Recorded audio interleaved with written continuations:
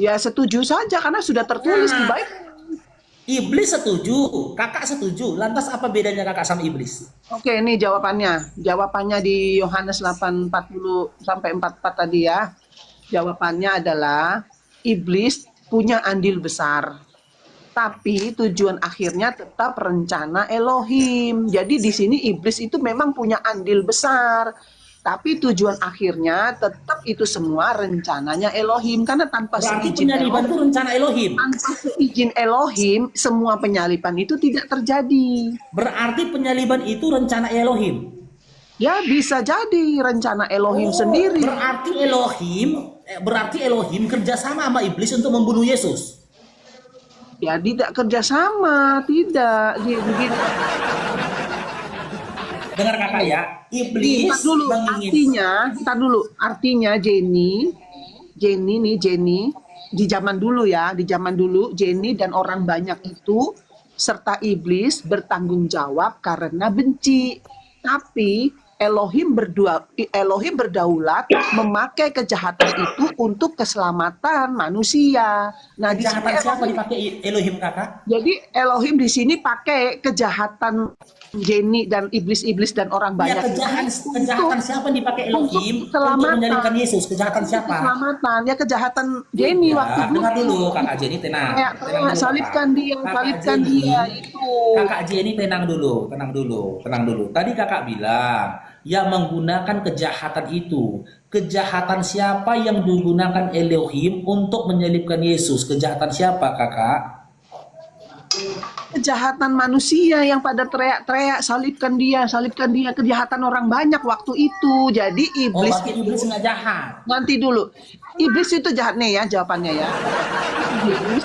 Iblis, iblis itu mengingini dan menggerakkan orang-orang banyak untuk menyalibkan Yesus. Tapi salib itu bukan kesalahan Yesus, itu perangkap Elohim, tuh perangkap Elohim untuk menghancurkan kuasa dosa maut dan iblis sendiri. Jadi ya Elohimnya juga menghendaki, iblisnya juga mau gitu loh. Tapi satu yang di sini, iblis nggak pernah pakai nama Yesus. Jangankan pakai Oke, namanya, ngelihat Yesus jalan aja, iblis udah kocar-kacir minta dipindahin ke kawanan babi. Jadi oke. di Iblis, Bible nggak ada yang namanya iblis pakai nama Yesus. Coba cari, coba saya tantang kamu Bang Faruk, cari di Bible iblis memakai nama Yesus. Itu tantangan saya buat iblis, Bang Faruk. Yesus, iblis, iblis tidak pernah memakai nama Yesus. iblis menginginkan kematian Yesus, betul? Betul? Kakak Jenny, apakah iblis menginginkan kematian Yesus? Ya, Nah, apakah Bapak merencanakan kematian Yesus?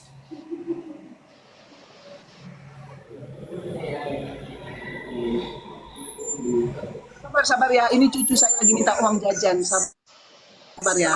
Dia kalau baru bangun, omaknya Ini gawat ini teman-teman. Ternyata antara Bapak dengan Yesus dengan iblis kerjasama, Bang. Ini kalau di zaman sekarang masuk ke dalam ranah pembunuhan berencana ini. Pelakunya iblis, otaknya yang menyuruh dia, gitu loh. Berencana ini pembunuhan berencana ini. share.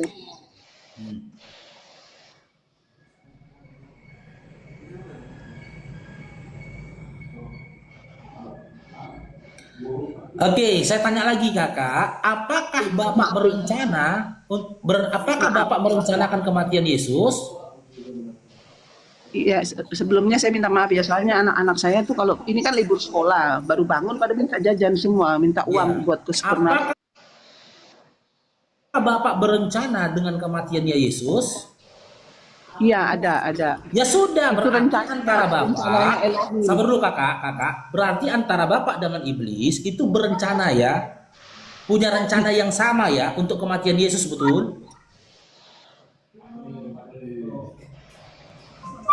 Ya, maaf, ulang. Berarti antara si Bilis dengan Bapak ya itu memiliki rencana yang sama, keinginan yang sama, yaitu kematian Yesus, betul? Tidak, iblis itu kan Bapak. Kalau Elohim itu memang rencana Elohim. Tapi iblis itu apa ya? Iblis itu ikut berkontribusi gitu. Bukan kerjasama, Itu kerjasama, Kak.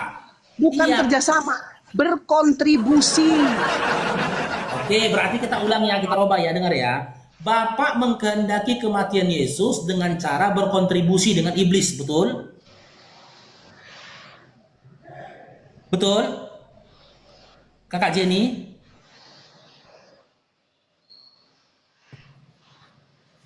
Ya maaf. Saya ulangin lagi ya, saya ulangin lagi.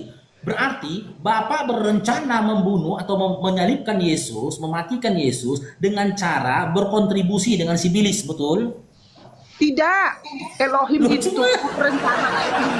Nih, kamu bisa bedain Kan dong. bilang Nih, kontribusi. dengar lagi ya. Dengar lagi ya. Mana kakak ini? Nanti dengar lagi ya. Iblis mengingini dan menggerakkan orang untuk menyalibkan Yesus. Tapi Nah. salib itu, nih dengar dulu, tapi salib itu bukan kekalahan Yesus. Itu perangkap Elohim untuk menghancurkan kuasa dosa, maut, dan iblis sendiri tuh. Kalau kerjasama ya masa Elohim ngancurin iblis? Kan enggak. Kalau kerjasama pasti iblis dapat ikan paus, dapat donat, dapat Ya. apa lagi tuh? Dapat gift-gift gitulah.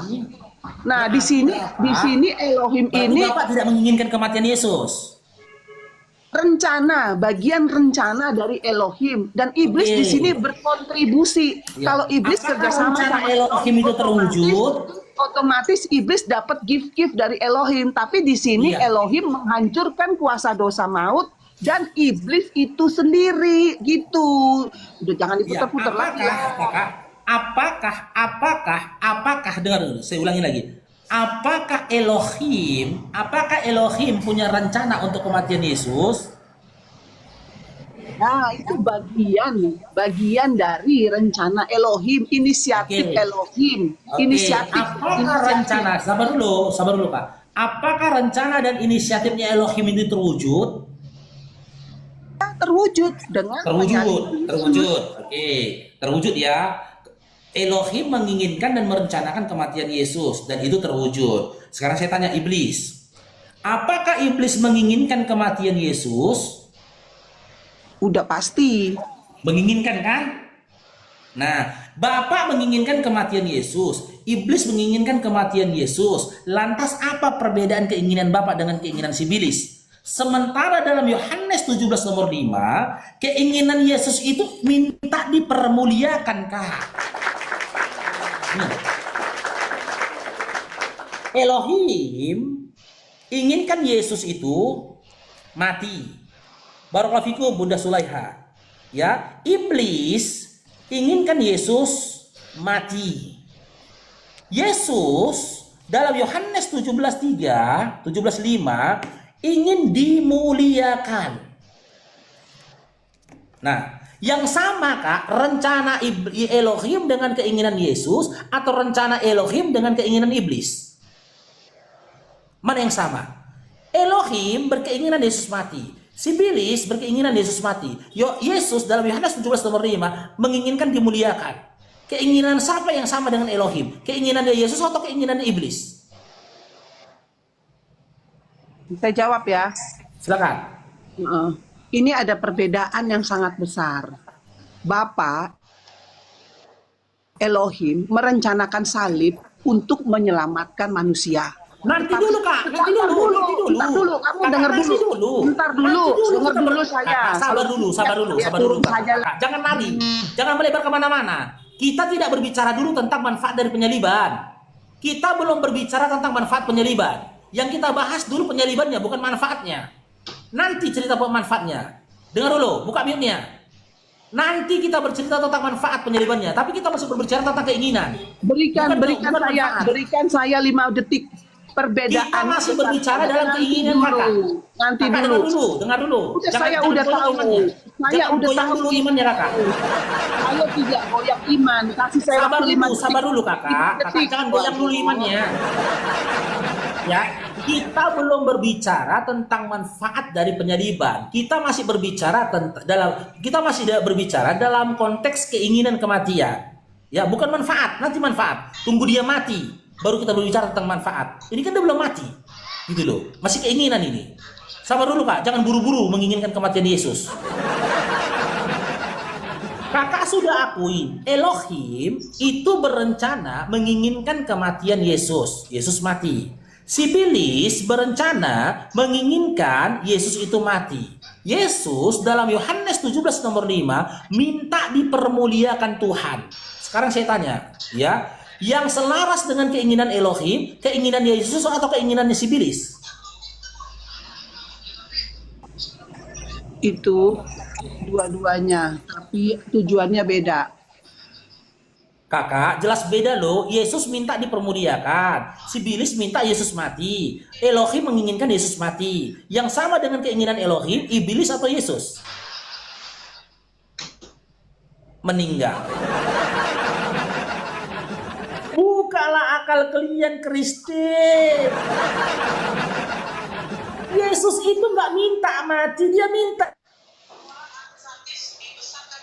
dipermuliakan. Yesus itu minta diselamatkan, bahkan dia diselamatkan dari mana-mana. Walau keinginan iblis yang sama dengan walau diputer-puter jawabannya nih, saya jawab gantian saya jawab nih 5 detik saja saya jawab. 5 detik. Tetek layarnya teman-teman, tembuskan ke 500k teman-teman, tolong teman-teman. 5 detik saja nih tembuskan saya ke jawab. 500k teman-teman. Oke. Saling ulang, posting ulang teman-teman. Saling tautan, posting ulang teman-teman. Nih 5 detik. Yang WL kita tolong diisi teman-teman ya, yang mudahkan Allah rezekinya teman-teman ya. Nih 5 detik ya, 5 detik saya jawab. Bapa menyalibkan anaknya karena kasih untuk menebus. Iblis menyalibkan Yesus karena benci untuk membunuh Yesus. Tapi Elohim mengubah senjata iblis jadi alat kemenangan. Tuh. Jadi iblis menginginkan kematian Yesus. Elohim yang mengubah menjadi alat kemenangan di dalam kejahatan si iblis. Kakak, saya tidak bertanya tentang manfaat ya atau dampak setelah kematian, bukan itu. Saya masih bertanya seputar pada saat kematian. Oke, Elohim menginginkan kematian Yesus, betul? Rencana, ya, bagian rencana Elohim. Iya. Iblis menginginkan kematian Yesus, betul? Betul, 100%. Nah, oke, iya. Dengar ya. Oke. Yesus menginginkan dalam Yohanes 17 nomor 5 minta dipermuliakan oleh Bapa, betul? Iya, betul. Nah, sekarang saya tanya, dengar dulu. Kehendak siapa yang diwujudkan oleh Bapa, oleh Elohim? Kehendak siapa yang diwujudkan oleh Elohim? Kehendak iblis yang menginginkan Yesus mati atau kehendak Yesus yang minta dipermuliakan? Kehendak siapa yang diwujudkan oleh Elohim? Dua-duanya. Meninggal. Ya, memang begitu jawabannya, mau diapain? Itu kan ada alasannya. Tapi kan ada alasannya. Kasih alasannya. Bagaimana kok katakan dua-duanya? Ya memang ada andil dua-duanya. Bilang, ada andil. Makanya saya bilang teman-teman ya, teman-teman Kristen kalau ditanya 3 hal yang akan terjadi. Yang pertama meninggal, yang kedua kerasukan, yang ketiga pura-pura gila. Kakak ini pura-pura gila. Itu kan menurut kamu. Kalau menurut Oten itu wajar. Kakak wajar. saya tanya, saya buktikan kakak waras atau gila. Maaf kakak ya. Waras. Keinginan Yesus, kakak sabar dulu. Keinginan Yesus yang tertulis dalam Yohanes 17 nomor 5, apakah sama dengan keinginan iblis?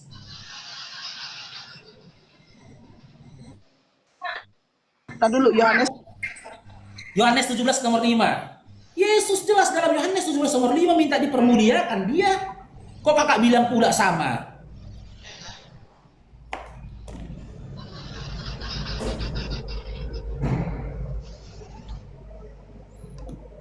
Baca.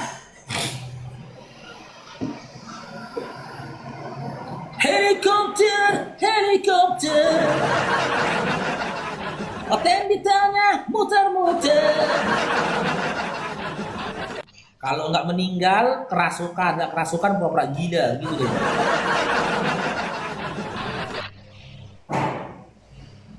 Silakan.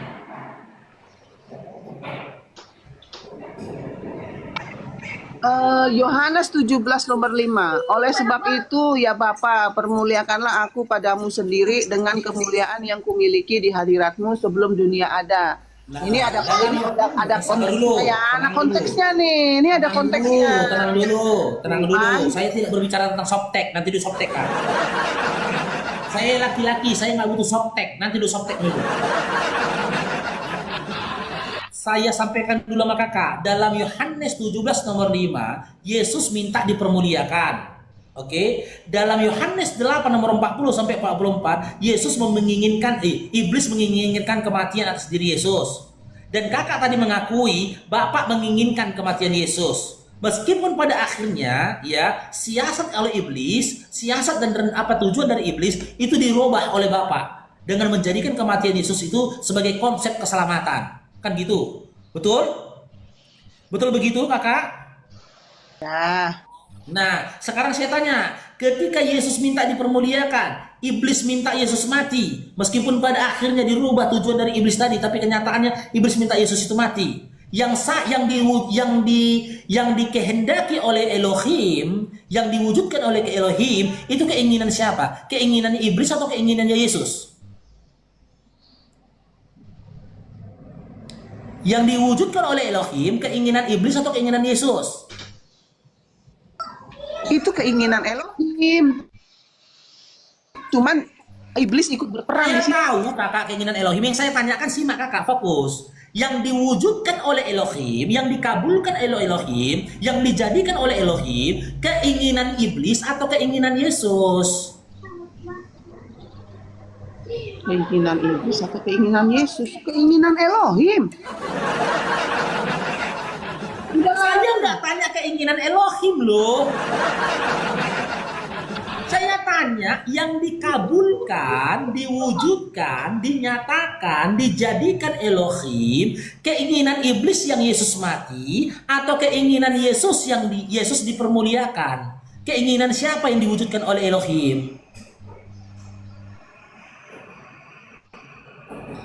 Meninggal. Meninggal.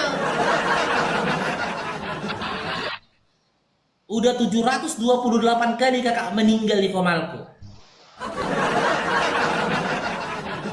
Jangan kau jawab kedua kali kak, ku banting HP nih. Jangan dua-duanya kau katakan, ku banting HP dulu. Kehendak siapa yang diwujudkan kehendak siapa yang diwujudkan Elohim? Kehendak iblis atau kehendak Yesus? Saya di komal kamu berkali-kali saya tidak meninggal. Itu keluar dari mulut kamu. Kamu yang nuduh saya. Bukan saya. Kamu yang suka menuduh Jenny meninggal. Enggak, kamu yang ngomong bukan saya. Saya jawab lagi, jangan dipotong. Nih. Silakan. Saya kasih tahu kamu biar kamu itu ini ya bertobatlah ya. Kerajaan surga sudah dekat ya.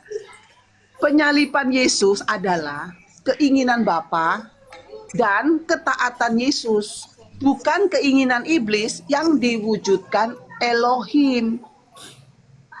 Paham nggak di sini? Jadi entar dulu. Jadi iblis tuh punya andil, tapi iblis itu cuma alat yang dipakai Elohim untuk mewujudkan keinginan Elohim atas penyalipan Yesus. Oh apa itu kematian Yesus? Bapak Itu bagian dari rencana Elohim menggunakan iblis untuk kematian Yesus, betul? Bukan begitu nih. Penyalipan Yesus adalah keinginan Elohim dan ketaatan Yesus, bukan keinginan iblis. Tuh dengar ya, bukan keinginan iblis yang diwujudkan Elohim. Iblis itu memang punya andil, tapi dia itu cuma alat yang dipakai, untuk mewujudkan kehendak Elohim atas penyalipan Yesus. Itu jawabannya. Jadi jawabannya nggak bisa Jawabannya iya, betul. Tidak, Ya, betul. berarti sebenarnya, Bukan iya tidak, tapi harus ya, ada keterangannya. ya, berarti sebenarnya iblis itu tidak menginginkan kematian Yesus ya. Cuma dipaksa Bapa aja dia untuk mematikan Yesus. Menginginkan, tapi sendiri keinginannya. Iblis berdiri Berarti sendiri iblis keinginannya, menginginkan kan? Elohim berdiri sendiri kehendaknya. Itu bisa Iya, berarti iblis menginginkan perbedaannya. kematian Yesus kan? Iya, mengingini. Ya sudah. Berarti yang diwujudkan oleh Elohim itu keinginan iblis, bukan keinginannya Yesus. Ternyata Matius 3 nomor 17 salah. Anak yang dikasihi oleh Bapa itu bukan Yesus, tapi iblis. Karena Elohim berupaya mewujudkan keinginan iblis, bukan keinginan Yesus. Yesus ingin dimuliakan, iblis ingin Yesus dimatikan. Ternyata yang dikehendaki oleh Elohim, Yesusnya meninggal. Dalam penyalipan Yesus itu Elohim yang merencanakannya. Dalam penyalipan Yesus itu Elohim yang merencanakannya dari kekekalan untuk menyelamatkan tujuannya. Mau dikata apa? Itu kan kehendak Elohim sendiri. Emang kita bisa ngatur kehendak Elohim? Contoh, saya pergi ke pasar naik motor. Karena kehendak Elohim, tiba-tiba dompet saya dicopet orang. Itu kan udah suatu kehendak Elohim, dompet saya dicopet orang. Itu. Jadi mau diomong apa? Saya maunya dompet saya jangan dicopet orang waktu saya ke pasar. Tapi tiba-tiba ada copet. Ngambil dompet saya. Akhirnya saya batal gak belanja. Itu keinginan saya apa keinginan Elohim apa keinginan iblis? Ayo, coba jawab. Oke, apakah kakak ingin untuk dicopet? Dia tidak mau. Oke, apakah Yesus ingin Siapa untuk yang mau dibunuh? dicopet? Apakah Yesus itu, berkeinginan untuk dibunuh? Yesus itu secara waktu dia jadi manusia ya, ini konteksnya waktu dia jadi manusia, dia nggak mau disalib, makanya dia berdoa di Taman Getsemani. Dia berdoa. Tuh kan batuk kan, makanya jangan ngelawan Jenny, karena di Jenny ini ada Roh Kudus. Oke, Yesus tidak ingin untuk dibunuh. Iblis ingin Yesus terbunuh. Iya, Betul? iya, betul. Bapak, apakah menginginkan Yesus terbunuh? Bagian dari rencana Bapak, iya. Ya sudah, berarti antara iblis dan Bapak lain sepakat, bukan Yesus. Selesai. Tidak sepakat, berdiri sendiri-sendiri. Bapak mewujudkan keinginan-keinginan iblis. Maka benar kata Yesus, iblislah yang jadi Tuhanmu Jenny. Selesai. Ya terserah. Udah selesai.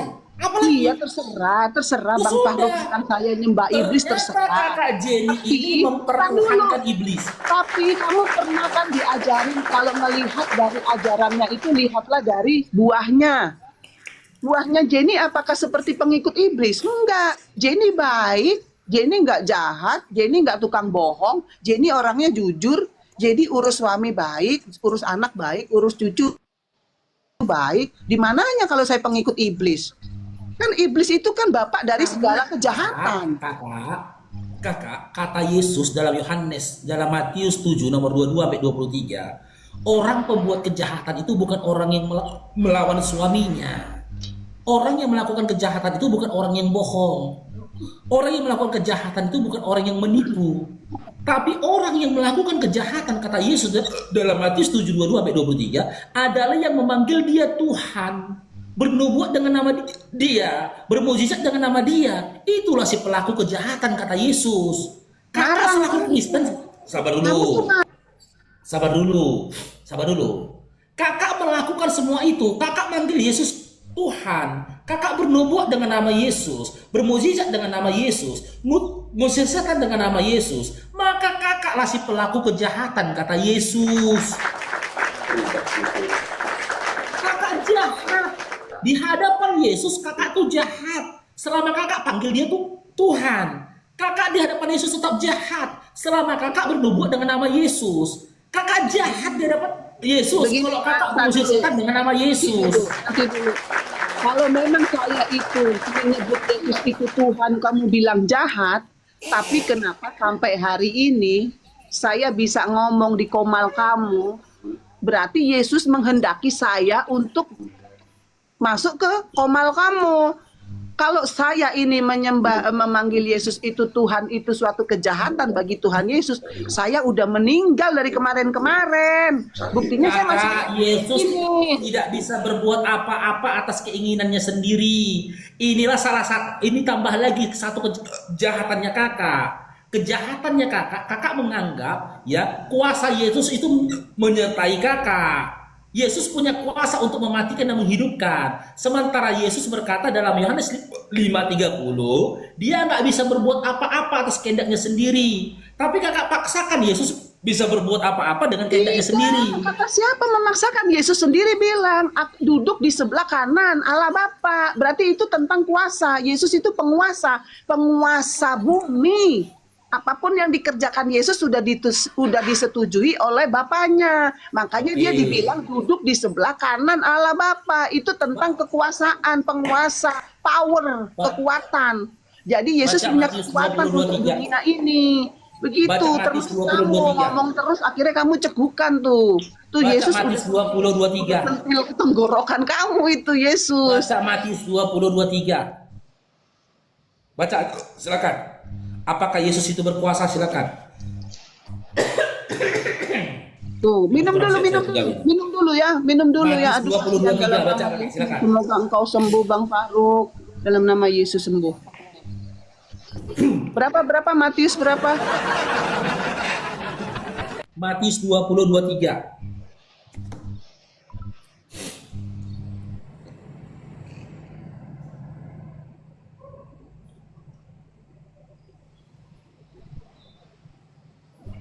Silakan. Makanya saya bilang kalian itu membantah Yesus. Apa yang dikatakan Yesus nggak pernah kalian percaya. Matius 20 nomor 23. Kata Yesus betul. kepada mereka, cawanku memang akan kamu minum, tetapi hal duduk di sebelah kananku atau di sebelah kiriku, aku tidak berhak memberikannya. Itu akan diberikan kepada orang-orang bagi siapa Bapakku telah menyediakannya. Ini ya, ini konteksnya ya. Ini pasti Ibu Yakobus. Bentar dulu. Jangan hadirkan dulu Aku harus jelasin dulu.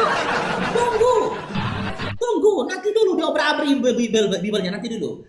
Sekarang saya tanya, di dalam Matius 20:23, Yesus berkata berhak memberikan atau tidak berhak memberikan? Ini konteksnya ada, jadi harus Nanti dijelaskan. kakak saya tidak tanya softtext. Dari tadi softtext. Saya laki-laki, saya nggak butuh softtext. Yang saya tanyakan secara literally, Yesus berkata dia berhak memberikan atau tidak berhak memberikan. Hak.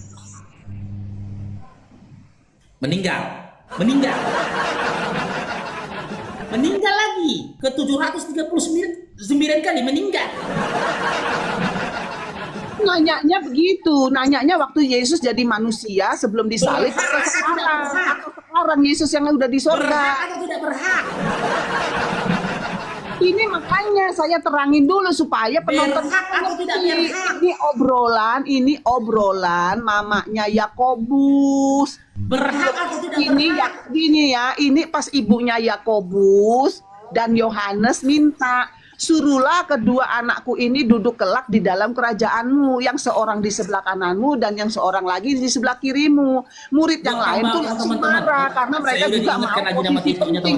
Ini ngomongin tentang waktu Yesus masih jadi manusia. Kalau sekarang berhak nggak Yesus memberikannya? Berhak, karena dia sudah berkuasa di sorga.